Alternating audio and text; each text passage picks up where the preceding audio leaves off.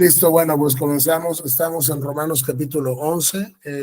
Recuerden ustedes, la última vez estábamos viendo el tema de la soberanía de Dios en la salvación del hombre, en la soberanía de Dios en la elección del hombre. Ya pasamos por el tema más complicado, donde básicamente Dios nos dice que Él salva a quien Él quiere salvar, que Él es quien elige a quien salvar, que el hombre es responsable de creer. Pero si Dios no te elige para salvación, tú no puedes ser salvo porque al final del día Él no te va a dar la fe ni te va a dar el arrepentimiento. Cuando tú crees en Cristo, esa fe que tú tienes en Él, te la dio Dios como un regalo. Cuando tú te arrepientes de tus pecados, ese arrepentimiento que tú tienes te lo dio Dios como un regalo. Tú no lo puedes producir porque tú estás muerto en tus pecados. Y es lo que la Biblia enseña. Entonces ya vimos Romanos acá, 9, cuando Rebeca va a tener a dos mellizos, dice antes de que nacieran, de que pudieran hacer algo bueno o malo, Dios le dijo, voy a amar a Jacob, pero voy a rechazar a Esaú. Pablo ya nos dijo, Dios no es injusto en hacer eso, porque Dios le dijo a Moisés, cuando se en el Pentateuco, tendré misericordia de quien yo quiera y mostraré compasión con quien yo quiera.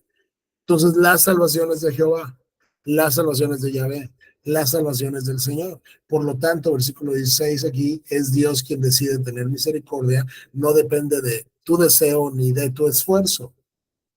Es la salvación 100% de Dios. Entonces, cuando Pablo todavía sabe que le vas a decir, oye, es injusto que Dios escoja a unas personas para salvación y pase por él para las demás, Pablo te dice, ¿quién eres tú, simple ser humano, para que discutas con Dios?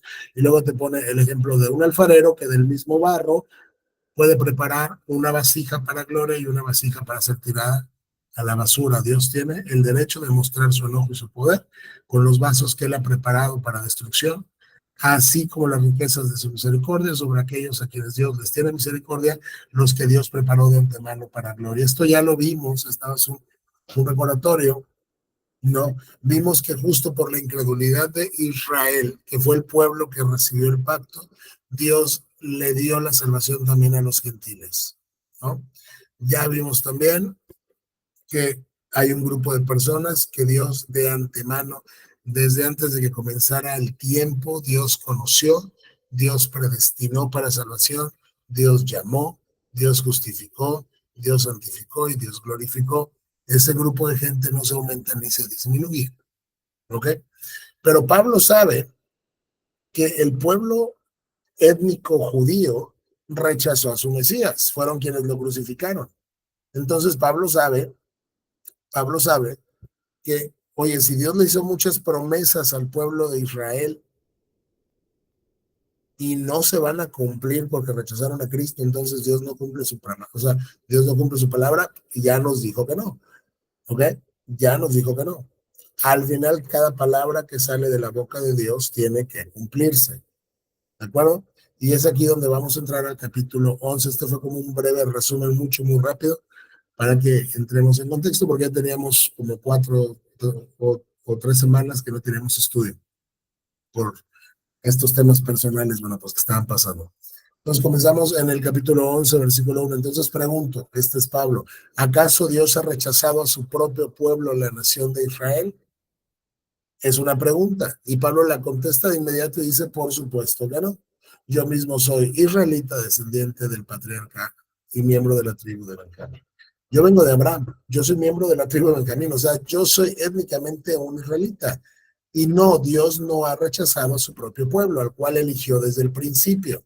Para los hermanos presbiterianos que afirman que nosotros, que no son todos, pero que afirman que nosotros los cristianos somos quienes reemplazamos al pueblo judío, insisto, no son todos los presbiterianos, pero para los que lo enseñan, no entienden que aquí Pablo está diciendo algo muy claro. Él se está refiriendo a un Israel étnico. Dice, yo soy israelita, vengo de el patriarca y pertenezco a la tribu de Benjamín.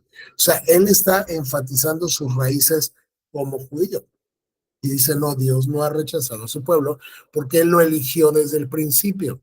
Entonces, si Dios, ya nos habló Pablo de la elección, si Dios eligió a su pueblo desde el principio, Dios no lo puede rechazar. ¿Se dan cuenta de lo que dicen las escrituras sobre el tema? Pablo nos está preguntando. El profeta Elías se quejó del pueblo de Israel ante Dios y dijo, Señor, han matado a tus profetas y derribaron tus altares. Soy el único que queda con vida y ahora me buscan para matarme a mí también. Pablo está citando el pasaje ahí donde Elías está siendo perseguido por Jezabel, ¿se acuerdan? Y lo quiere matar, entonces él tiene que correr, está deprimido, se quiere morir, y básicamente pues, le dice, Dios, tu pueblo judío ha matado a los profetas que les has mandado, han derribado tus altares, son paganísimos, están entregados a la idolatría así, pero fuerte. Yo soy el único que te sigue, el único fiel, pues, el único que sigue con vida, y ¿qué crees? Ya me quieren matar. Y dice, y recuerdan la respuesta de Dios, también está citando este pasaje, Dios le dijo, no, tengo a 7,000 más que nunca se han inclinado ante Baal. O sea, no, Elías, no eres el único fiel que queda en el pueblo de Israel. Hay 7,000 personas más que siguen siendo fieles a mí. Entonces dice Pablo, lo mismo sucede hoy. O sea, esto mismo que sucedía con el profeta en ese tiempo de Jezabel con Acab, lo mismo sucede hoy. Porque unos cuantos del pueblo de Israel han permanecido fieles por la gracia de Dios, es decir, por su bondad inmerecida al elegirlos. Dice, el día de hoy no es que todo el pueblo judío haya rechazado a Cristo. Hay unos cuantos, son pocos, Pablo lo reconoce, son pocos, pero son judíos étnicos del pueblo de Israel que han permanecido fieles. ¿Y por qué es que estas personas permanecieron fieles? ¿Por su gran inteligencia al decir yo sí sigo a Cristo o por su gran fervor religioso? No, ellos han permanecido fieles y si tú permaneces fiel hoy es por lo mismo, por la gracia de Dios. Es la gracia de Dios trabajando en tu vida la que te permite permanecer fiel siguiendo al Señor. Si Dios retirara su gracia en este momento de tu vida y de la mía, vamos a negar a Jesucristo en 4 segundos. Y si no me creen, vean a Pedro. Entonces, por la gracia de Dios, por su bondad inmerecida al elegirlos, es que estos judíos han permanecido fieles. Y como es por la bondad de Dios o mediante su bondad, entonces no es por medio de buenas acciones. Entonces no es algo imputable, digamos, a estos judíos que han permanecido fieles. No es porque ellos son muy, pero muy piadosos. No es porque son como muy inteligentes y ellos sí quisieron seguir a Cristo. Es por la mera bondad inmerecida de Dios que ellos han permanecido fieles. Y entonces no es por medio de tus obras, no es por medio de tus esfuerzos. Tú no te ganas la salvación por tus obras. Tú recibes el regalo inmerecido de Dios por medio de su gracia. Dice, porque si fuera por sus acciones, pues en ese caso, la gracia de Dios no sería lo que realmente es, gratuita e inmerecida. Pablo ya nos habló, tiene muchos capítulos hablándonos de la que todo es por fe, todo es por fe, todo es por fe, todo es por gracia, no por obras, no por obras. Y quiere que entiendas lo que es la gracia de Dios. La gracia de Dios es gratuita y es inmerecida. Es decir, aquí creo que es conveniente que reflexionemos un poco lo que entendemos por gracia. Cuando tú crees que Dios te debe gracia, ya no estás pensando en la gracia, porque la gracia es gratuita y la gracia es inmerecida. Dios te da algo bueno que no mereces y te lo da gratis, no te cuesta, no tienes que esforzarte, no tienes que estar obrando para recibir la gracia de Dios. Y esa es la gracia de Dios que te sostiene caminando con el Señor. Entonces, una vez que Pablo más o menos aclara la situación y nos deja en claro que no son todos los judíos quienes han apostatado, dice, así que la situación es la siguiente, la mayoría del pueblo de Israel no ha encontrado el favor de Dios que tanto busca. Ustedes se acuerdan que Pablo nos dijo que no lo han encontrado porque ellos lo buscan por medio de guardar la ley. Ellos quieren justificarse con Dios por medio de sus obras. Dice entonces la mayoría del pueblo judío que se quiere justificar con Dios por sus obras no ha encontrado el favor de Dios que ellos están buscando. Unos cuantos sí lo han encontrado. Unos cuantos de este pueblo, un remanente de este pueblo, sí ha encontrado el favor de Dios. ¿Quiénes son esos cuantos? Clave otra vez, los que Dios ha elegido. Solamente los que Dios ha elegido son los que han encontrado la misericordia de Dios. Pero el corazón de los demás, de los que Dios no eligió, fue endurecido. quiero que noten esto. Pablo atribuye el que unos sean fieles a la elección de Dios. Y el corazón de los demás, que por implicaciones los que no fueron elegidos, ha sido endurecido. Entonces recuerda, si tú no crees es por tu culpa, porque tú eres responsable de creer. Pero tú no puedes llegar a creer jamás si Dios no te eligió. Pero una de las evidencias de la elección de Dios es que hoy tienes fe y es que estás siendo santificado. Tampoco se trata de es que yo como sé si soy elegido, esto ya lo vimos antes, pero si tú quieres estar seguro de tu elección, ve si hay, o sea, si tú quieres estar convencido de tu elección, ve si hoy en tu vida hay santificación. Ya lo vimos en Romanos. Si hay santificación, quiere decir que hubo justificación. ¿Me explico? Si quieres estar otra vez bien seguro de tu elección, ve si hoy en tu vida hay santificación, porque si hay santificación, eso quiere decir que hubo justificación y entonces quiere decir que habrá glorificación, porque los mismos a los que Dios predestinó son los mismos a los que Él glorificó. Es un número que no cambia, no se aumenta ni se disminuye. Entonces dice, unos cuantos a los que Dios eligió han encontrado el favor de Dios, el corazón de los demás fue endurecido, como dicen las escrituras, Dios los hizo que cayeran en un sueño profundo. Hasta el día de hoy les ha cerrado los ojos para que no vean y les ha tapado los oídos para que no oigan. Ahora, díganme ustedes, ¿quién está ejecutando estas acciones? ¿Quién es quien los hizo caer en un sueño profundo? ¿Quién es el que les cerró los ojos? ¿Quién tapó sus oídos? ¿Quién dice el texto que fue?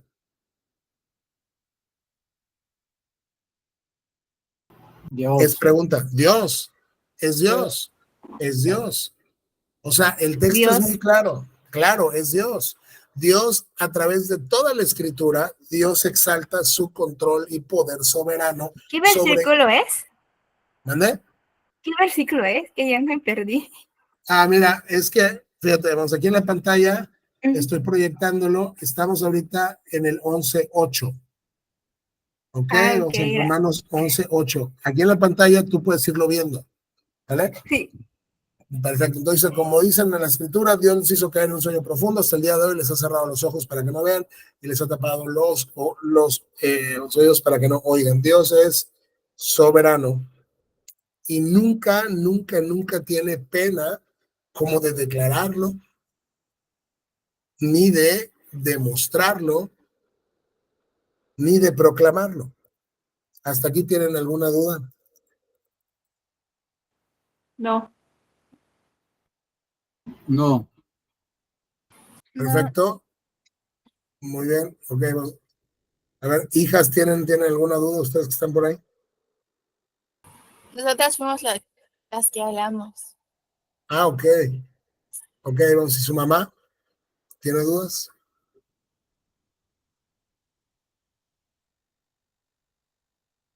¿No? ¿Eh? Digo que su mamá tiene dudas. Me está trapeando. Ah, ok, perfecto. Vamos a ir entonces. Dice aquí, vamos al segundo versículo, que David dijo también que su mesa de abundancia se convierte en una red, en una trampa que lo lleva a pensar que todo está bien. Aquí está refiriendo a los impíos que han rechazado a Cristo. Que sus bendiciones los hagan tropezar y que reciban su merecido. Aquí David es un profeta, está inspirado por el Espíritu Santo. Que sus ojos queden ciegos para que no puedan ver y las espaldas se les encorven para siempre. O sea, básicamente que reciban el castigo que merecen. Entonces, una vez que Pablo nos dice, hay un remanente que sí y gran parte del pueblo dijo que no, nos pregunta en el versículo 11, ¿acaso el pueblo de Dios tropezó y cayó sin posibilidad de recuperarse? Ok, entonces el tropiezo que tuvo el pueblo judío étnico, que es de quien estamos hablando aquí, digo, creo que eso queda muy claro, ok, son los judíos nacionales. Este tropiezo y la caída que tuvieron ya no tiene posibilidad de recuperación. Pablo dice de ninguna manera. Pablo lo niega enfáticamente. El pueblo, ya perdí por aquí. El pueblo fue desobediente, por eso Dios puso la salvación al alcance de los gentiles. Sin embargo, él quería que su pueblo sintiera celos, su propio pueblo sintiera celos y la reclamara para sí. Y esto fue lo que vimos. ¿Se acuerdan que les expliqué como que es Navidad y tú llegas con tu hijo? Bueno, tienes ahí vamos, un hijo como de 12 años y un hijo como de 2 años, es un bebé. Tú llegas con un regalo para tu hijo de 12, con mucho amor se lo das, él ve el regalo y dice, no lo quiero, no me gusta, no me interesa y lo tira por allá. Entonces tú tomas el regalo que era para un niño grande y se lo das a tu bebé, ya que tu hijo grande dijo, yo no lo quiero, pues entonces lo doy a tu hermano. Y pues el bebé pues es un bebé que no sabe, bueno, pues qué hacer con el regalo y lo abre a lo mejor y no sabe cómo funciona y por ahí llega y juega con la caja y todo. Pero tú lo hiciste para que tu hijo grande que no quiso el regalo sintiera celos al ver que su regalo estaba en manos de su hermano y entonces lo quisiera. Bueno, eso mismo es lo que Dios hizo con la salvación y te lo dice claramente. Cuando el pueblo judío fue desobediente y no creyó en Cristo para su salvación, Dios le quitó ese regalo y se lo dio a los gentiles. Pero Dios quería que su propio pueblo, el pueblo judío étnico, sintiera celos y reclamaran la salvación para sí. Entonces, ese era el propósito de Dios cuando nos abre la salvación a los gentiles. Ahora bien, si los gentiles fueron enriquecidos porque los israelitas rechazaron la oferta de salvación de Dios, imagínense cuánto más grande será la bendición para el mundo cuando ellos por fin la acepten. Y aquí Pablo dice algo importantísimo. Si cuando el pueblo judío rechazó a Cristo, el gentil fue enriquecido. ¿Por qué? Porque recibió la salvación. ¿Ok? Ahora quiero que te imagines cuánto más grande va a ser la bendición para todo el mundo gentil cuando ellos, ¿quiénes son ellos? Los israelitas, por fin que acepten la salvación. La Biblia es clara y me dice que Dios tiene un plan futuro todavía para un remanente del Israel étnico nacional. Hay denominaciones que dicen que no pueden sustentarse en estos versículos. Porque es muy claro, o sea, está haciendo Pablo una distinción entre los israelitas y los gentiles. Y te está diciendo, así como el judío cuando rechazó a Cristo fue como una bendición para el pueblo gentil, ¿cuánto más grande crees que va a ser la bendición para el mundo entero cuando los israelitas por fin acepten la salvación? Y la van a aceptar. Por eso les dije que lo que tú hagas con Romanos en estos capítulos impacta tu escatología, lo que tú crees que pasa en el fin del mundo. ¿Ok? Entonces yo suscribo plenamente lo que la Biblia suscribe. Dios tiene un plan futuro para un remanente del Israel nacional porque la Biblia lo dice y no es difícil de entender. O sea, basta con leerlo. ¿Se me explico? Cuando no queremos que Dios tenga un plan futuro para un Israel étnico, nos ponemos a destrozar los versículos para que quepan en una caja teológica que ya tenemos predeterminada como de antemano, pero la Biblia en una lectura como muy natural es lo que dice. ¿Ok? 13. Menciono todo lo anterior especialmente para ustedes los gentiles. Pablo sigue haciendo la distinción entre gentiles y judíos étnicos. Aquí Pablo no está diciendo que los judíos son los cristianos, ¿ok? Los judíos son los judíos y los gentiles son los gentiles. Entonces yo digo todo esto, o sea, justo para ustedes los gentiles. Dios me designó apóstol a los gentiles. Pongo énfasis en esto porque de alguna manera quiero hacer que los hijos de Israel sientan celos de lo que tienen ustedes los gentiles y entonces yo pueda salvar a algunos de ellos. Otra vez, hay una distinción clara entre el Israel nacional y los gentiles. Pablo dice, yo fui designado apóstol a los gentiles y me gustaría que de esa manera los judíos, así como Dios lo planeó él, sientan celos de lo que ustedes gentiles tienen para que ellos vengan a salvación también.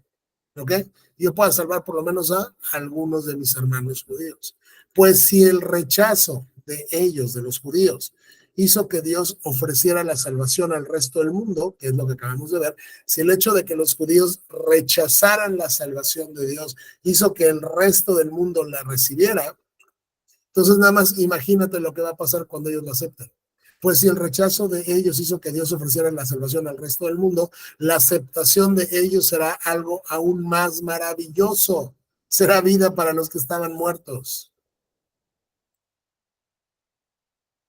O sea, Dios claramente me está diciendo que va a llegar el momento donde Israel será salvo.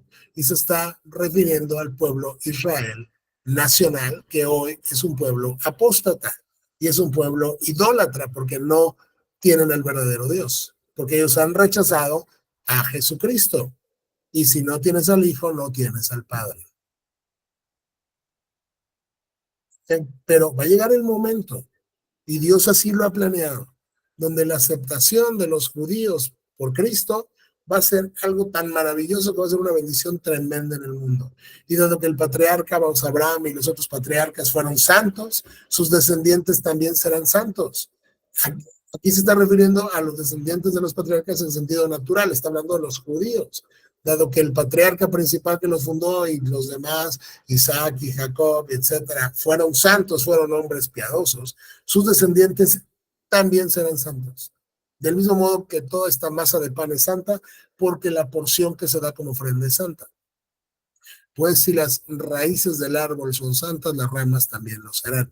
Es decir, no te preocupes, sé que el pueblo judío ha rechazado a Cristo, es parte del plan de Dios, pero así como los patriarcas que comenzaron con el Israel étnico fueron santos, al final el pueblo lo va a hacer. Porque así como si tienes una masa con pan, es santa, tomas una porción y es santa también. Si tienes un árbol, si sus raíces son santas, las ramas también lo van a hacer porque viven pegados a la raíz. En pocas palabras, Dios tiene un plan futuro para Israel nacional. Y Pablo continúa, algunas ramas del árbol de Abraham. Y nos aclara quiénes son algunos del pueblo de Israel. Otra vez nos está hablando del pueblo de Israel nacional. Dice, algunas ramas del pueblo judío han sido arrancadas y ustedes los gentiles, que eran ramas de un olivo silvestre, fueron injertados. Dice Pablo, piensa en un olivo, ¿ok? Plantado por un agricultor.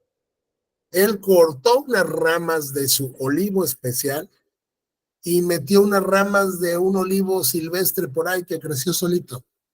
Es lo que Dios hizo cuando injerta al gentil como parte del pueblo del pacto. Ok, entonces unas ramas fueron cortadas, es el pueblo de Israel, algunos del pueblo judío han sido arrancados, ustedes los gentiles que eran ramas de un olivo silvestre fueron injertados, así que ahora ustedes también reciben la bendición que Dios prometió al patriarca y a sus hijos, vamos a Abraham y a sus hijos, con lo cual comparten con ellos el alimento nutritivo que proviene de la raíz del olivo especial de Dios. Así que no se jacten de haber sido injertados para reemplazar a las ramas que fueron arrancadas. Ustedes son solo una rama, no son la raíz. Los gentiles estaban como muy orgullosos, ¿no? Era yo, siendo gentil, pues yo sí acepté a Cristo, ¿no? Yo no rechacé al Mesías. Y tú, siendo judío, le rechazaste, entonces como que se creían más, ¿no? O sea, a ver, espérame, te voy a ubicar un poco. Dios tiene una planta que él plantó y Dios quitó las ramas apóstatas y te injertó a ti que eras una rama silvestre. Entonces, uno considera que tú no eres la raíz, tú eres la rama y fuiste injertado para disfrutar y recibir las bendiciones del pacto, y nos dice que Dios hizo con los patriarcas judíos. Pero ustedes son solo una rama, no son la raíz. Tal vez digas, 19, bueno, esas ramas fueron arrancadas para darme el lugar a mí. Es cierto, pero recuerda, esas ramas fueron arrancadas porque no creyeron en Cristo y tú estás allí porque si crees, digas, ok, bueno, está bien, pero yo soy una rama silvestre, al final estoy ahí porque esas ramas del árbol, digamos que le salieron así como, bueno, pues como del propio árbol, fueron arrancadas y yo estoy ahí en su lugar. Sí, pero solo recuerda que eso sucedió porque ellos no creyeron en Cristo y tú estás allí porque sí crees. Así que no te consideres tan importante, más bien teme lo que podría suceder. Pues si Dios no perdonó a las ramas originales, tampoco te perdonará a ti. Dice, al contrario de que lo ves así como yo soy más que los judíos, date cuenta que si Dios no tuvo reparo en quitarle ramas naturales, originales del árbol y te injertó a ti que eras una rama silvestre, con menos razón, si apostatas, te va a perdonar a ti. O sea, Pablo lo que está haciendo es como que digamos, ubicando a algunos hermanos gentiles en Roma que se estaban creyendo muy, porque ellos sí creyeron en Cristo y los judíos no. ¿Ok?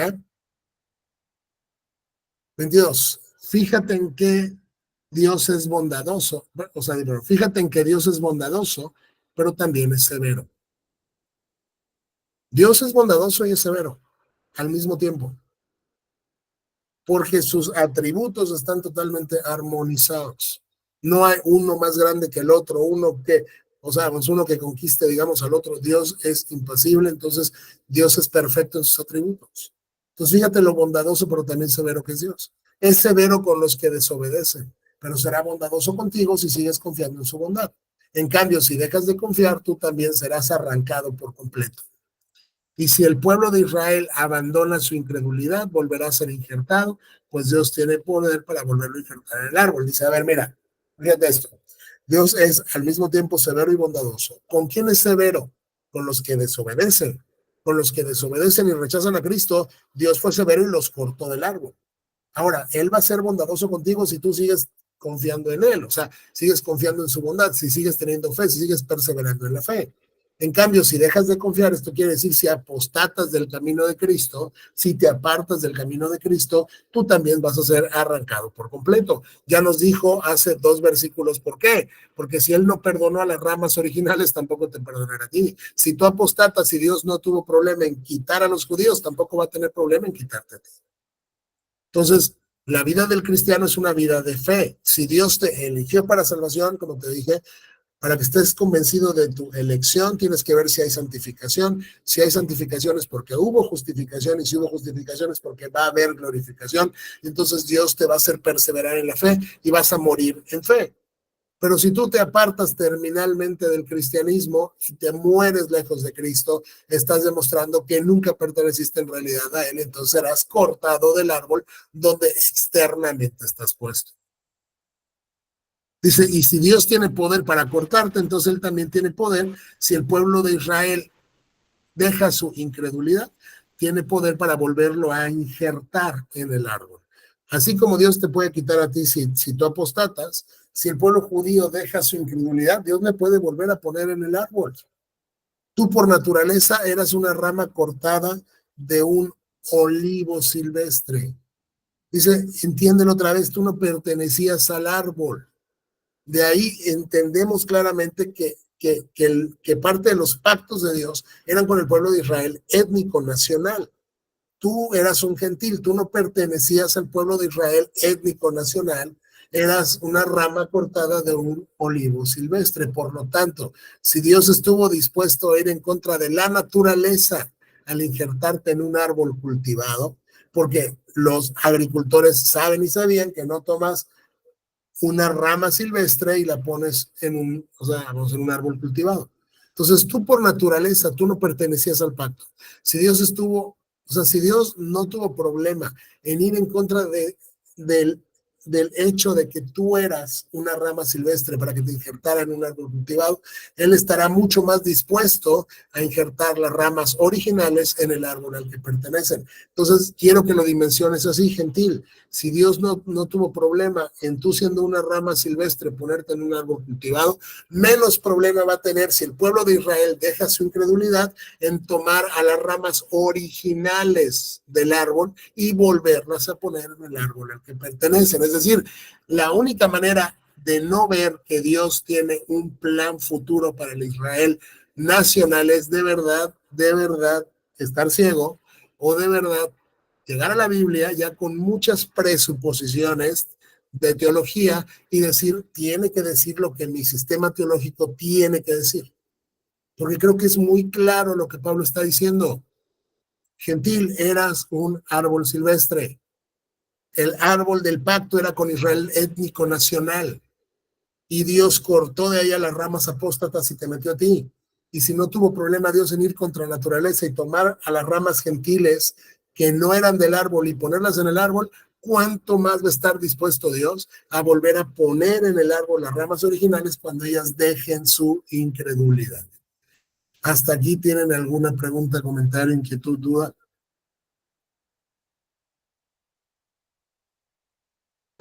Hola. No. Perfecto, ¿todo bien? Muy bien, entonces vamos a continuar. Mis amados hermanos, quiero que entiendan este misterio para que no se vuelvan orgullosos de ustedes mismos. Pablo sabe lo que está pasando en el corazón de algunos gentiles. Se están volviendo orgullosos. o lo que pasaba en el corazón de muchos reformadores, y podemos empezar desde Calvino y Lutero y Zwingli, muchos reformadores, eran antisemitas. Los reformadores eran personas que odiaban al pueblo judío. Y eso es una aberración. Porque Pablo me está diciendo que Dios todavía tiene un plan futuro para un remanente del Israel étnico nacional. Entonces dice, no quiero que esto, que les estoy diciendo que es un misterio, ¿ok? Quiero que entiendan este misterio justo para combatir esa rama de orgullo en ustedes. No quiero que sean orgullosos. Parte del pueblo de Israel tiene el corazón endurecido. Pero ¿qué dice aquí Pablo, hermanos? Pero eso solo durará hasta que se complete el número de los gentiles, o sea, el número de los gentiles que aceptarán a Cristo. Y entonces, ¿qué dice aquí? ¿Qué dice aquí? Todo Israel será salvo.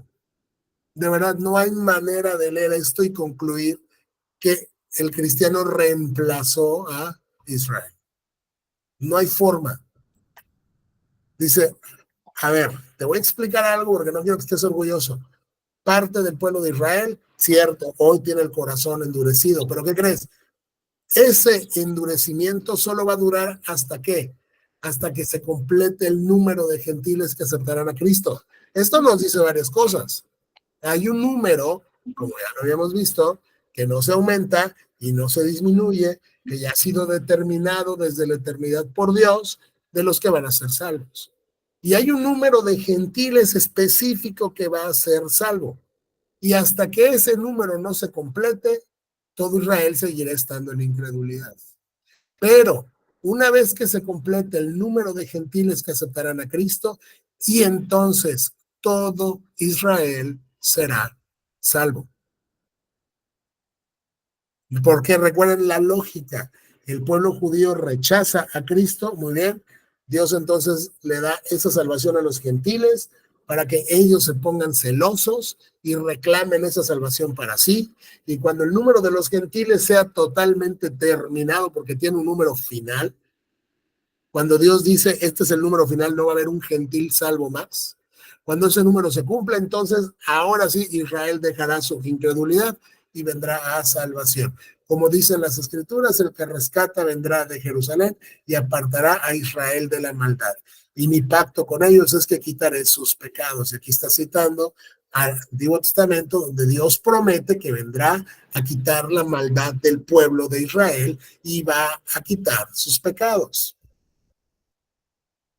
Muchos del pueblo de Israel hoy son enemigos del evangelio, de la buena noticia, y eso los beneficia a ustedes. Ya vimos por qué, los gentiles. Otra vez, o sea, Pablo nos ha repetido lo mismo ya varias veces en este capítulo. Una parte del pueblo judío hoy son enemigos del evangelio, pero eso es bueno para ustedes. ¿Por qué? Porque Dios entonces les dio a ustedes, los gentiles, la posibilidad de salvación. Sin embargo, ellos todavía son el pueblo que Dios ama. Por favor, díganme que están viendo la distinción que Pablo hace entre gentiles y judíos. No es lo mismo. Entonces, sin embargo, ellos todavía, hoy por hoy, todavía son el pueblo que Dios ama. Hoy el pueblo de Israel nacional sigue siendo el pueblo, o sea, sigue siendo parte del pueblo elegido por Dios. Y es lo que la Biblia dice de manera clara, llana, o sea, prístina, o sea, no hay que hacer muchos esfuerzos intelectuales para ver qué dice lo que dice. ¿Ok? Ellos todavía son el pueblo que Dios ama, porque Él eligió a los antepasados, ¿a quiénes? A los patriarcas, los Abraham, Isaac y Jacob. Pues los dones de Dios y su llamado son irrevocables. Dice, oye, Dios ya les ha llamado, Dios ya les dio promesas, Dios ya les dio dones, Dios ya les dio su pacto, y eso va a ser irrevocable. Eso no significa, ojo, que cada judío del planeta tenga que ser salvo. O sea, porque ya nos dijo, tengo un remanente, pero Dios todavía tiene un plan futuro de salvación con el pueblo judío étnico, porque los dones de Dios y el llamado de Dios, Dios mismo no lo puede revocar, porque Él ha determinado que sea irrevocable. Una vez que Dios llama, no puede revocar su llamado. Por eso es que la salvación no se puede perder jamás, jamás, jamás. Uno, por 1000 razones que ya vimos en Romanos, pero esta es otra más. Es irrevocable el llamado de Dios. Los dones de Dios, incluida la salvación, es irrevocable. No la puede nadie revocar. Ustedes los gentiles antes eran rebeldes contra Dios, pero cuando el pueblo de Israel se rebeló contra él, Dios tuvo misericordia de ustedes y no de ellos. Sí, a ver, quiero que recuerden algo. Ustedes antes gentiles eran los que eran rebeldes contra Dios.